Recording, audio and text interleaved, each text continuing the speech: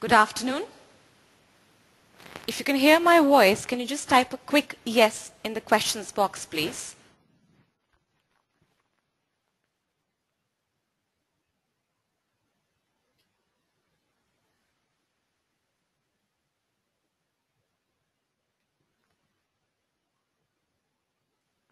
Excellent.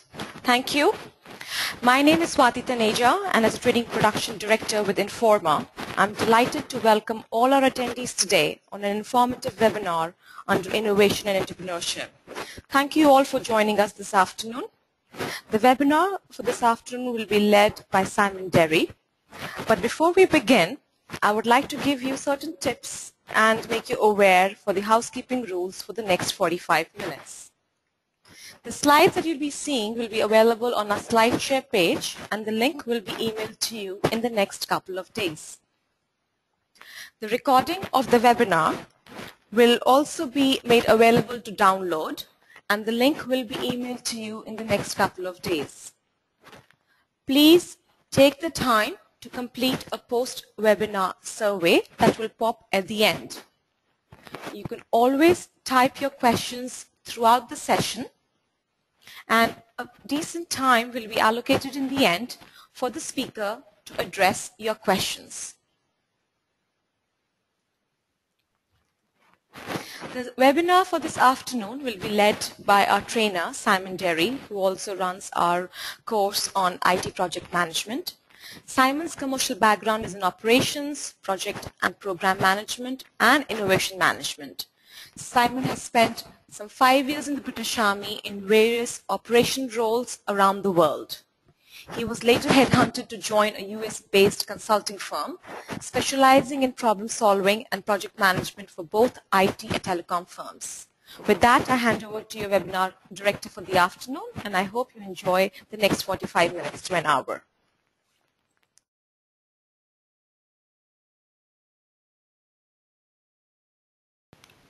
Good afternoon, everyone. My name is Simon Derry. Thank you very much, Swati, for that.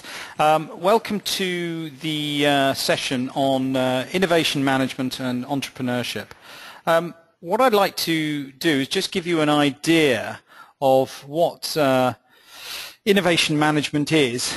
I believe in an integrated, or in the 21st century, I think innovation management, how managers manage the process of innovation, is a key discipline for businesses in the 21st century.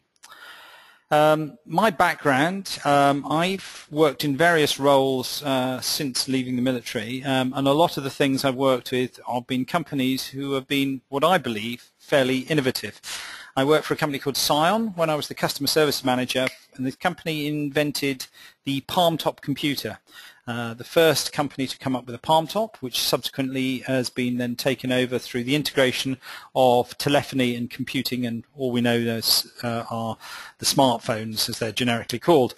Part of that, I also got involved in customer service stuff for food and drinks companies, and I think to date, especially in the UK and Europe, one of the biggest growth areas of innovation is actually that in the food and drinks sectors. It's a very innovative company, sector, and it's a lot of change going on there. So over the last 10, 12 years, I've been working with my colleagues at my company, Project Leaders International, based at Henley Business School in the UK. We've been working with companies to find out what makes them innovative and what innovation really means. Innovation, for the purposes of this webinar, is the application of novel ideas to a business end. It differs from creativity, and I need to separate the two things out to start with. People talk about creativity and innovation synonymously, but they are different. If you imagine creativity being the wheels in a car going round, then I've come across lots of creative companies in which case the wheels are spinning very hard, but the car isn't actually going anywhere. Innovation is the practical application of those creative ideas to a business end so that the car moves forward. So there's innovation and then there's creativity within innovation. The two are not the same, and one is a subset of the other. Hopefully today I'm going to show you now some bits and pieces around innovation management. The first thing we've got here is the latest, I suppose, the biggest change in innovation as a discipline is that of open innovation. Some of you, I'm sure, will be aware of Henry Chesbrough and the concept of open innovation. And to most people in large corporates and organizations, when they've been asked to say, let's become more innovative, open innovation is a sizable chunk of what they think they've got to do. Open innovation has provided to date a step change in business performance. And when I say a step change, it has given companies the potential to improve the number of ideas, the application of ideas, and the profitability of ideas through such concepts as breakthrough thinking. Breakthrough thinking was introduced by Coca-Cola into their marketing organizations many years ago, basically saying whenever you come up with a new concept or a new service, how does it fundamentally differ from what you've done before? And if it doesn't fundamentally differ, then it's not a breakthrough approach. Operational excellence, Lean, Six Sigma, all that stuff is talk about continual development and improvement, and produces through certain tools means of improving the organization. Structured new product development and R&D processes often have been taken in-house now, and organizations use those to improve innovation. And what we talk about, organizational speed and agility, the organization becoming lean, the organization speeding up the process and becoming agile in the way it works.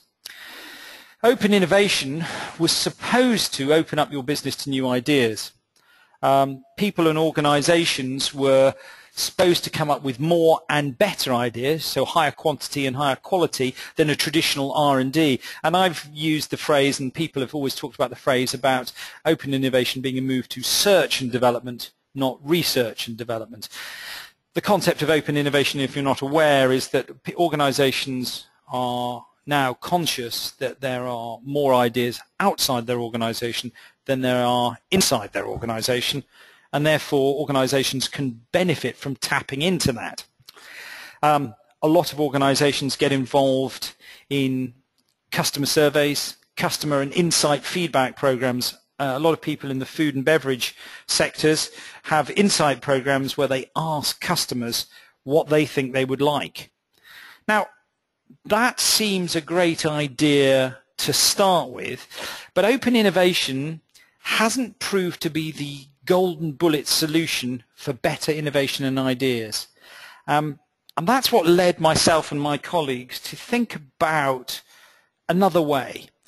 Now, pure open innovation, where companies post up some ideas and ask for people outside the organization, either through supplier innovation or customer and consumer innovation or completely open innovation to come up with new ways of doing things, has certain drawbacks, both legal, personal, financial, but it's not really proved to be as great as it could be. Therefore, my colleagues and I thought there must be a different way. So we started looking at the corporations that we'd worked with over the last 12 or so years around the world, large, medium, small, startups, micro businesses, one-man bands, all the way through to governments. Yes, governments and public sector can be innovative as well. And we said, well, what makes them innovative? What is their approach? And we've tried to take the best practice from all these organizations and distill them down into a model that anybody can use. So, open innovation hasn't proved to be as great as it could be. And I looked at why this was the case.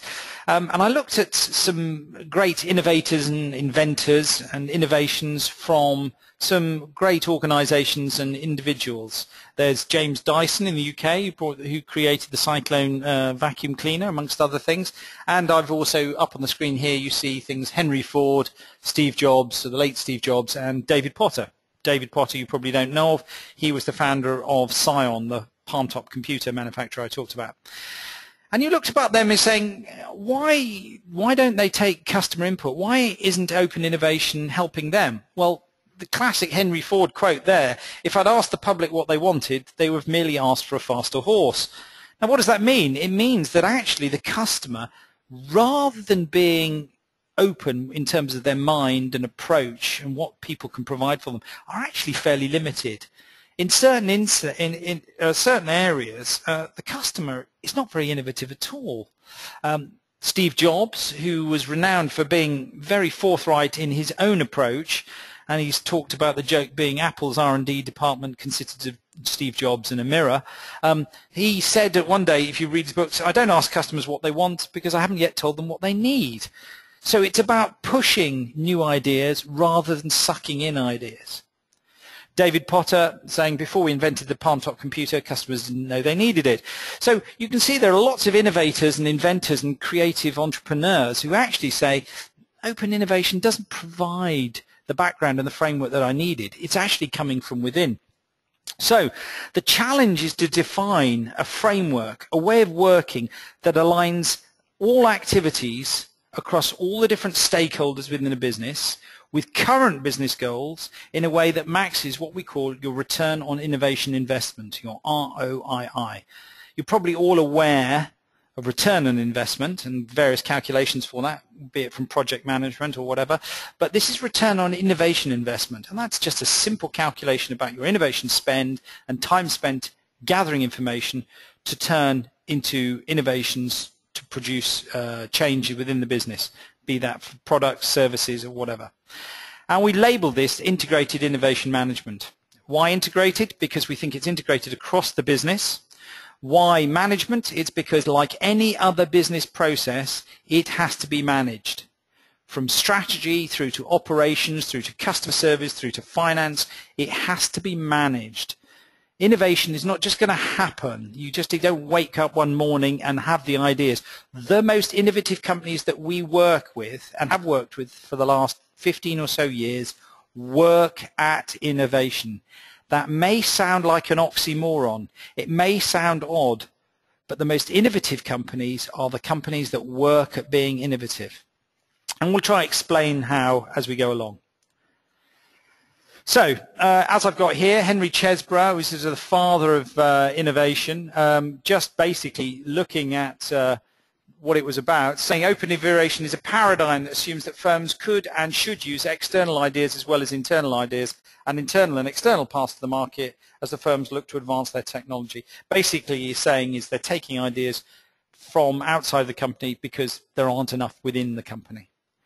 So, why has this worked? Well, actually, they talk about the flexible business, or they talk about the extended enterprise, where the boundaries between the inside the company and outside the company are seemingly more permeable. Now, you would argue against this if you ever listen to the legal departments, where actually information and how it's used within the business and outside the business is quite restricted.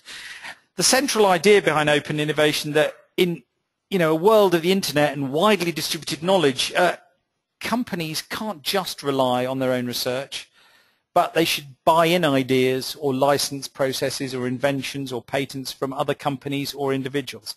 That's all well and good, but that costs. That costs money. It also doesn't fit with the ethos of certain organizations. And if you're a medium-sized or a small company looking to grow, licensing things in may not fit with your strategy. So there must be a different way. In addition, internal inventions are not being used in a firm's business. They should be taken outside the company and used as a secondary source of revenue through licensing, joint ventures, and spin-offs. That is okay if it fits with your strategy. If it doesn't fit with your strategy, maybe you're throwing away great ideas. So the question we came up for, well, if Henry Chesbrough says this, how much of this is true? There are many examples of successfully innovative companies and successful innovations by not asking customers. See the previous slide. And why do we need it now? And what does this mean to you if you want to become innovative within your company or make your company more innovative?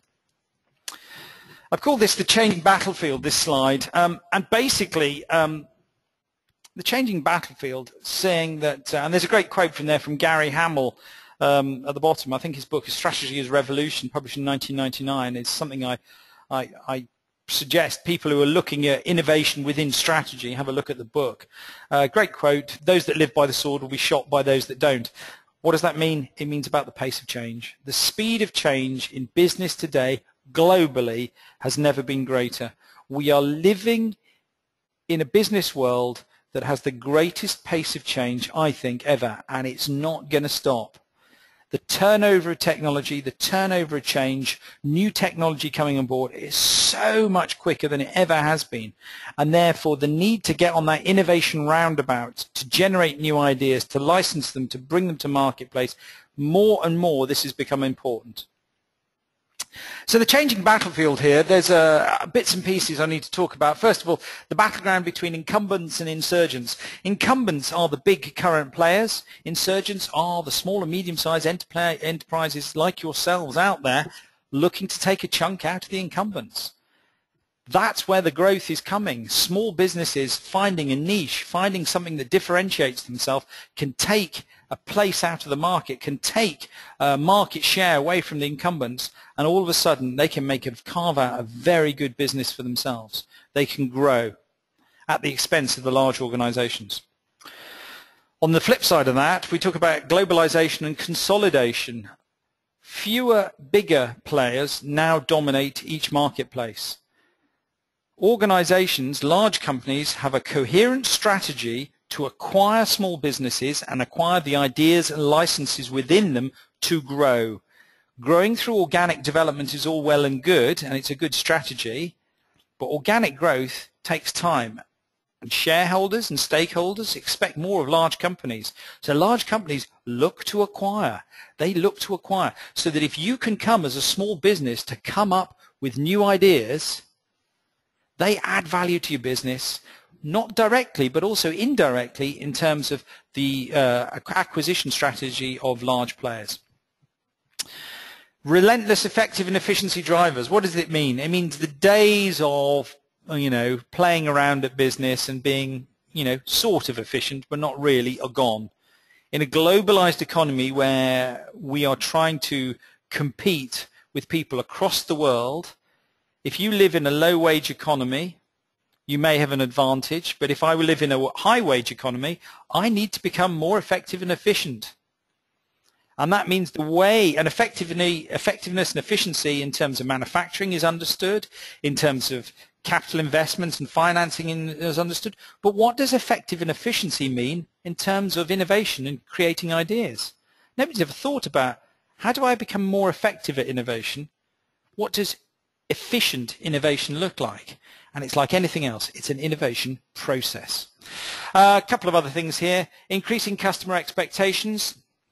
People expect more. And then opportunities and threats from new technology. As new technology comes along with a driver for new systems, new processes, processing power, speeds, new technology, Web 2.0, the Internet of Things, all these new things, they will generate completely new ideas. Just off topic slightly, I bought a fridge freezer last month back in the UK.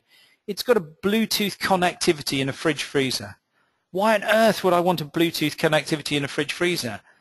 Well, I may not need it now, but companies are building white goods with internet connectivity based into them for the next generation of the internet. Internet 2.0, which is the innovation, which is the Internet of Things. This is products, units, devices which will automatically connect to the spine of the internet. What does that give you? I don't know. I don't know yet, but it will give you something. So new technology is both an opportunity, but it's also a threat. And this is why you need to take an integrated approach and thought towards innovation and what it means. Okay, so essentially, just going back a slide here to the changing battlefield, I think I can summarize these things in terms of most businesses that I work with. They talk about three givens, three things that are already standardized as a given. One is the influence of the internet. The internet is all-pervading. Information that it provides and how to use the internet will affect your business, and that includes how you come up with ideas, innovations, how you go to market, and everything to do with it. So innovation will affect your business. in different ways for different organizations. Secondly, globalization. I think people have realized that globalization is a fact. It happens. Coming from the UK, people are now, wary about what globalization meant in terms of competing with low-wage economies, but it's a fact. We're now in competition across the world. Therefore, businesses need to differentiate themselves, and we would suggest they don't differentiate themselves on price. If you differentiate yourself from price, classically, it's a race to the bottom, and there's no way that first-world industries can compete on price with other economies. And thirdly, customer expectations. Customer expectations are only going in one direction, and that is up. People expect more, better, faster. They expect you to get it right. They expect you to be innovative. They expect something new, be it a company that provides new soup flavors, or be it a company that produces, digital watches, for example. They expect better. And the speed of change and pace of innovation is getting greater and greater and greater. So that sets the background, what we call the battlefield for it. Open innovation was looking about outside your organization and seeing you've got your internal teams in the center of your organization and you're sucking in ideas.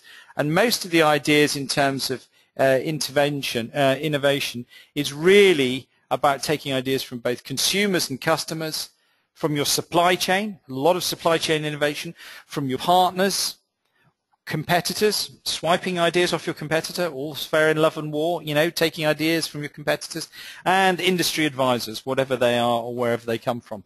So open innovation is talking about outside your organization. Now I want to integrate that into something more. I want to introduce the concept of integrated innovation.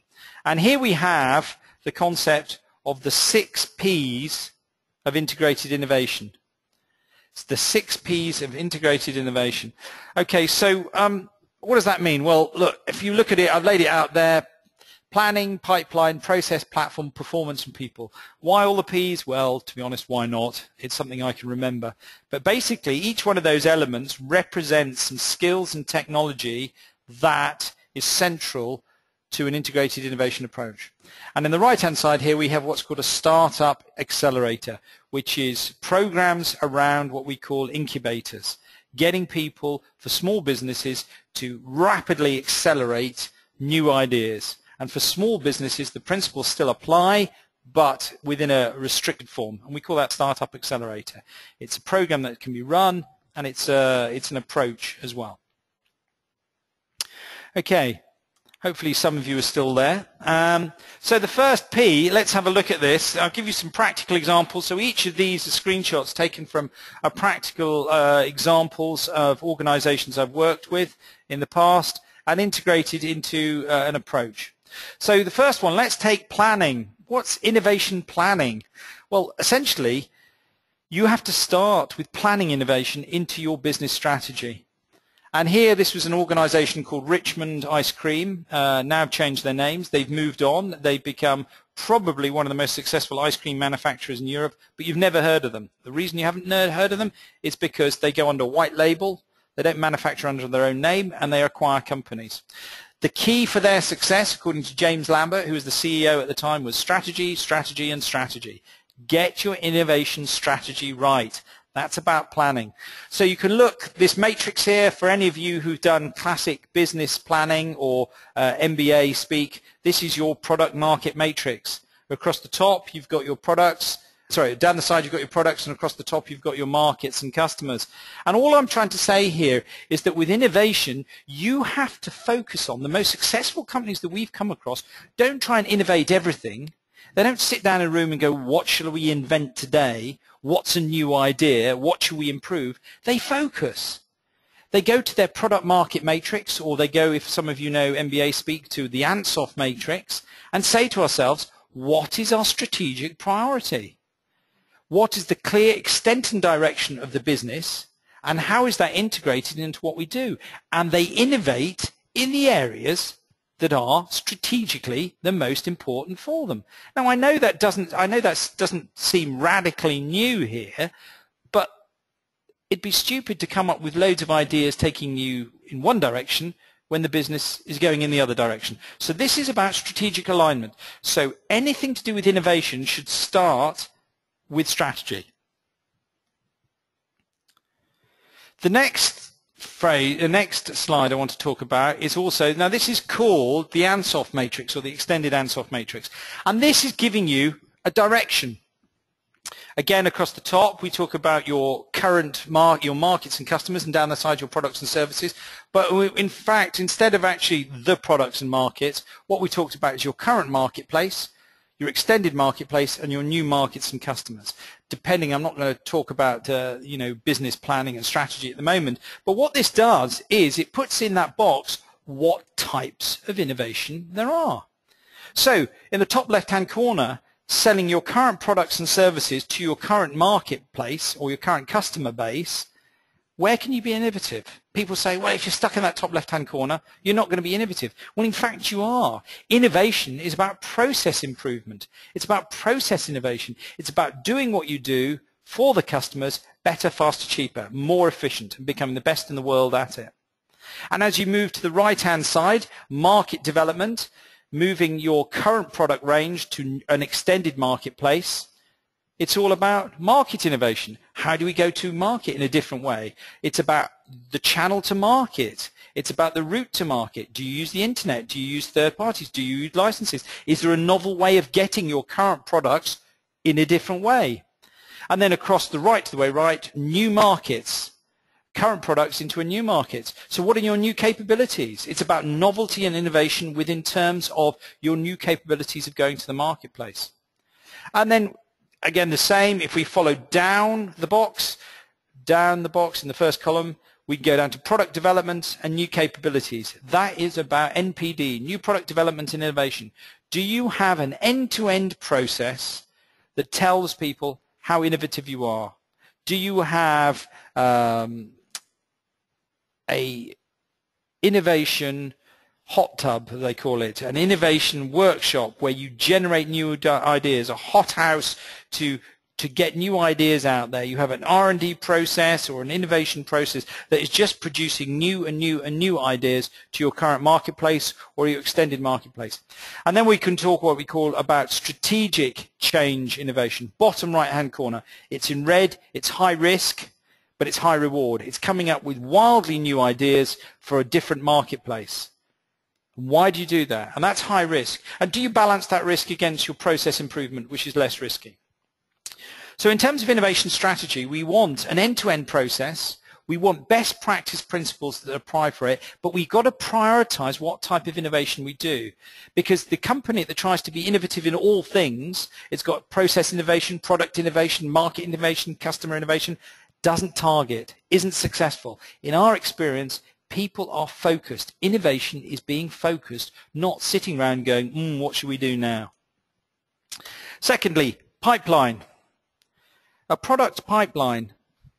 It is really thinking about innovation, and integrated innovation isn't just coming up with one product, one idea, but it's having constant ideas and having lots of things coming up. How can you fill that pipeline? Once you've got a process, how can you fill that pipeline? And Coca-Cola, we use the concept of breakthrough thinking about doing things differently. And again, it's having an end-to-end process for this and best practice principles for coming up with new ideas. And this is what we call the creativity cube. It is just the 9 most common creativity processes we have come across for brainstorming within mainly product-based organizations, but also service-based organizations. I'm not going to go into them because it takes too long, but safe to say, most companies we work with, we facilitate what we call creativity sessions or focused innovation workshops where we help people use techniques to come up with new ideas. Take people on an away day and ask them, how creative can you be? And this is the creativity. This is getting the wheels spinning so that innovation moves the car in the right direction.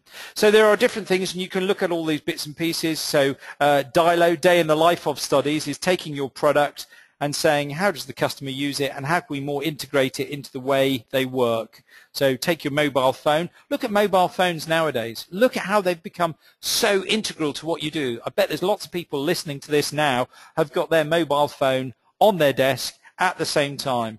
It's telling them their emails, it's telling them their text, it's telling them their time, it might have a news feed on them, it's got an alarm clock, it's telling them they've missed a call, it's telling them who's waiting for them. It is now integrated into the day of the life of their business and what they do. So that's an example, and there are tools and techniques for doing that. So I'm not going to go into all those bits and pieces, but some, safe to say, in the green are easy to use. In the amber and the red, they are paradigm-breaking techniques. They really break the mold, and they are difficult to do. They need to be facilitated. So once you've got a creativity process pipeline, and it's integrated into your approach, and you have monthly focused innovation workshops, or you have creativity sessions, the output of this is starting to create a culture within your organization of generating ideas and breakthrough thinking. So you're not just doing the same old thing again.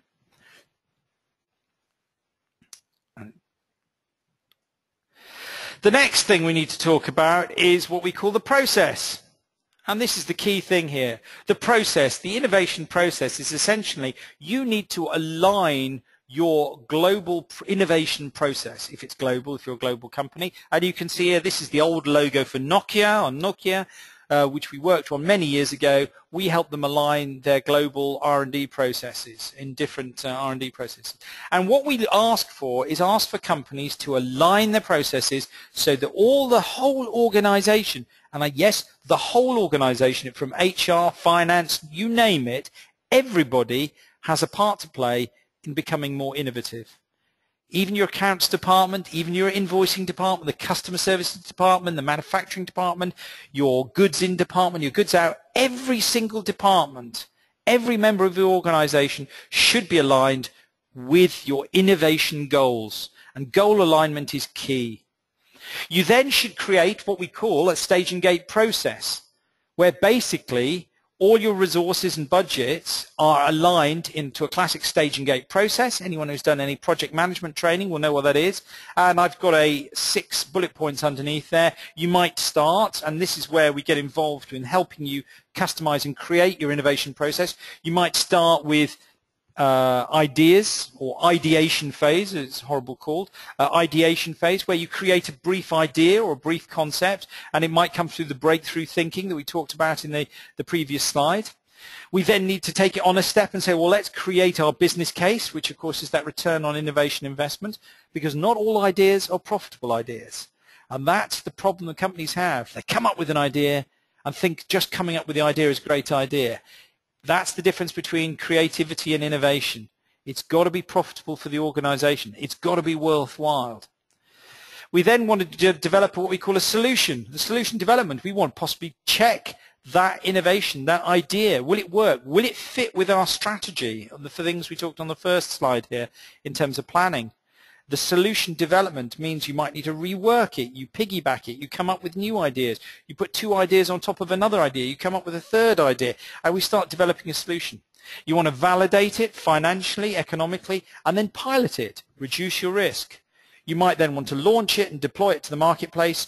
You scale the idea, the new product, the new service, or you exit, meaning you exit from the innovation, you leave it, you write it off, and you move on to the next thing. Essentially what it is creating an innovation process that goes from the idea to the launch product and service.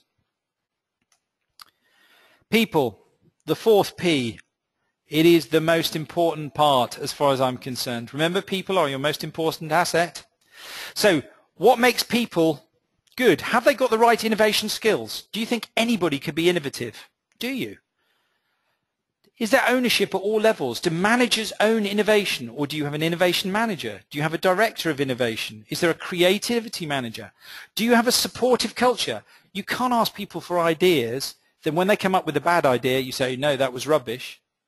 You need a sponsor. You need innovation champions. You need stakeholders, both internal and external to the organization. You possibly need subject matter experts.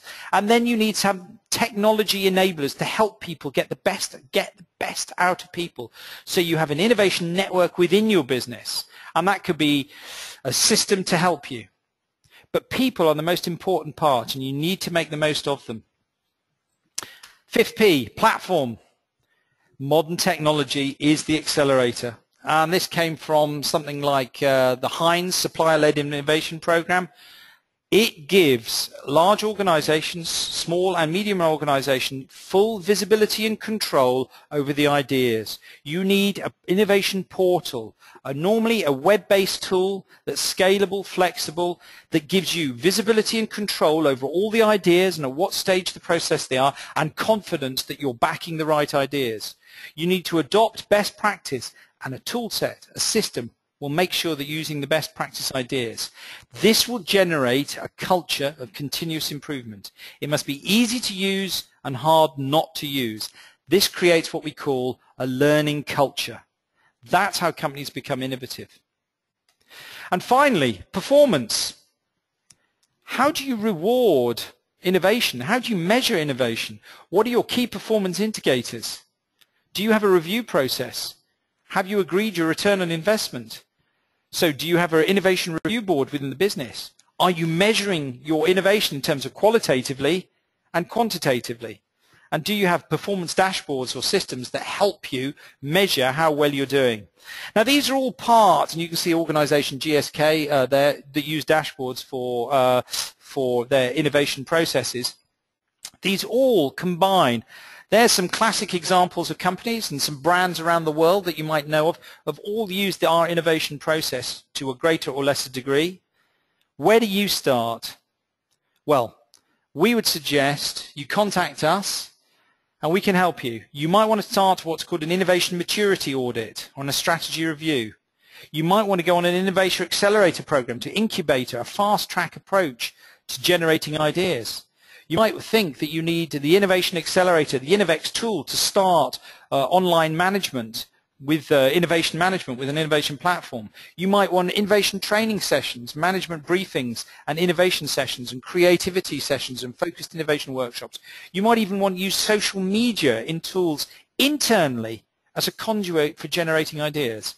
Speak to us, and we can help you where to start in the right place. And that is the end of the session I have. That's my office, believe it or not. And if you've got any questions, concerns, comments, you can always get in touch with me. You can look at our website at innovation-leaders.co.uk, and I can always help you in terms of innovation. Thank you for your time. I'm now going to pass you over to Swati.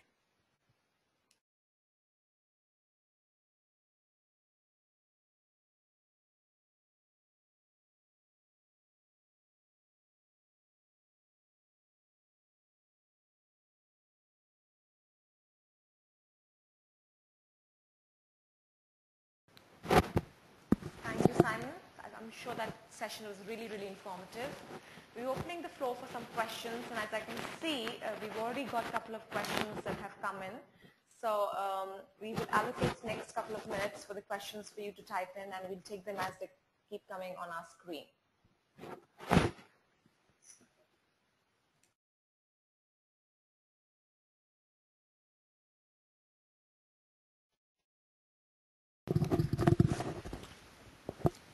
Yes, so I've got some questions here from Naveen. Said, I'm planning to open a new business by providing online training. Is it better to use more formal social networks like LinkedIn, or is it okay to use something like Facebook?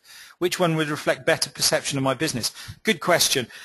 It's very much cultural, based on your target market. For example, in the organizations that I work in the sectors I worked in, LinkedIn seems to be more professional, more corporate. However, if you are selling, for example, jeans and T-shirts to teenagers, they wouldn't be seen dead on LinkedIn. Facebook is the place. So you need to do the customer research and saying, where is your target customer base? What is the social media of choice for your customer base? That then produces your target. That's an innovative way. Now, the question is, where does that fit into your business strategy? Because we all know that Facebook, in certain parts of the world, is already old hat. It's just nobody's doing this anymore on Facebook. They moved on to different things. So be careful. Social networks are very, very changeable. And don't spend the time and investment time and investment with one social media because it may be out of date tomorrow.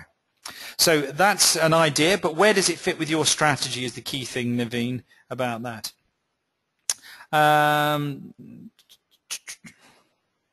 I think those are all the major questions. We will send out to everyone here, if they want, the PDF and audio presentation of the deck today. And if you have registered with us here at the organisation, we will send it to you after this presentation in a couple of days' time. If there's any other questions, please feel free to type them up now, and I will try and do my best to answer them.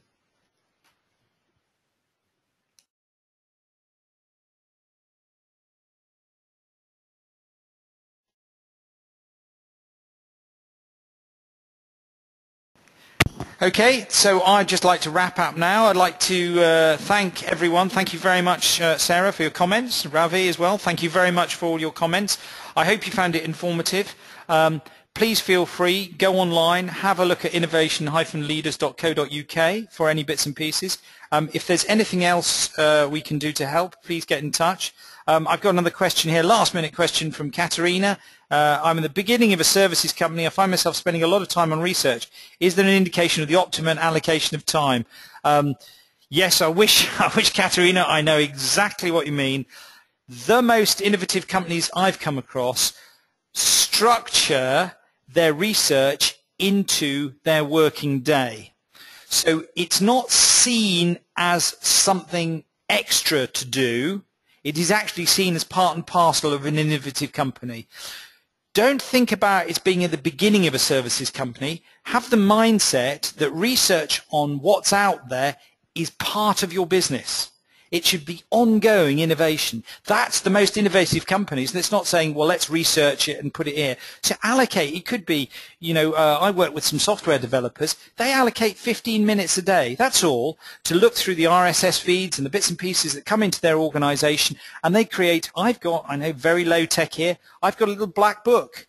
And in that little black book, whenever I have an idea, whenever I speak to someone, when someone gives me some great ideas, I write it down in the black book. And at the end of the month, I give myself some time to have a look at it. So try and integrate research into your working day. I know it's easy to say, and I know it's really hard to do, but I hope that's trying to do. Now, there is a risk from the project management perspective that you spend more time researching than you're actually doing. So this is why about setting yourself a goal. Before you send the research, what is your goal of the research? What do you want to find out in terms of the services company you're setting up? What is it? And what is going to give you confidence that you're 80% of the way there? And when you're 80% of there, what is the value in doing that extra 20%? I know that's a bit of it's not that good, but hopefully that might be helpful to you. Last question, we got one from Ahmad there. Hopeful, useful. Is it better to start your idea alone, or is it better for a partner to support if I'm demotivated? If you're demotivated, Ahmed, I would absolutely recommend you work with people. I know exactly, I spend my life traveling around the world on my own and working out of hotel rooms and bars and internet cafes, and it's quite lonely working on your own. If you're a startup business or a small business, it is difficult. I worked on my own on the kitchen table at home, and it wasn't until I met up with 3 or 4 like-minded guys, in fact they were ex-colleagues of mine, that we said, look, let's work together. And we have an office that we go to. There is no substitute for bouncing ideas off people. But again, it's your style. If you get self-motivated, if you are intrinsically motivated yourself, then that's brilliant. You're what's known as a self-starter. But the vast majority of us out there like bouncing ideas off people. The issue is get the right people. You have got to get the right people, Ahmed, to bounce ideas off you, and then trust them. And if they're friends or the colleagues who work with you, you can create your ideas that way. Working on your own is hard. I know Sarah has got a question there. Sarah Ishak saying, you've got a question, please fire away. Oh, thank you, Ahmed. That's, that's nice of you to say so. Any more questions coming in? I've tried to come up with, oh, here we go, Sarah. Do you think investing on branding and register the brand as a trademark will add value and will grab clients' attention? Actually, son, I would say absolutely. In my experience, it's not just registering the brand with a trademark, which you should absolutely do. Absolutely, no question about it. There's very few absolutes I come across in life, but that's one of them. But whenever you've got an idea, you remember you can't trademark a concept or an idea. And remember that trademarking and intellectual copyright differs from country to country.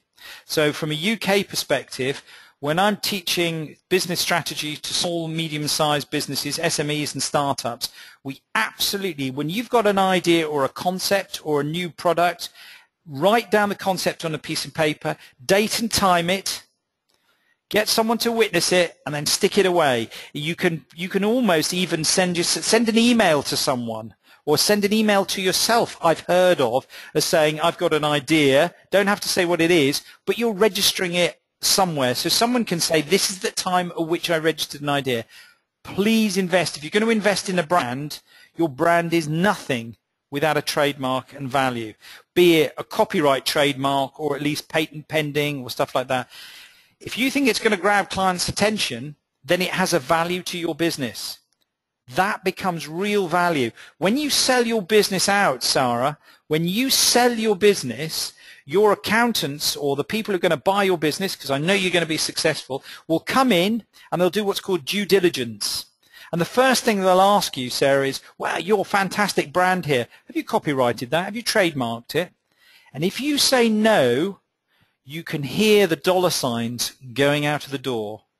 You will be losing money if you don't do that. In the UK, we have the Intellectual Property Office, the IPO, who are a very good business organization, government organization, that help people on this stuff. But you need to find how to do this. So absolutely. Any other questions?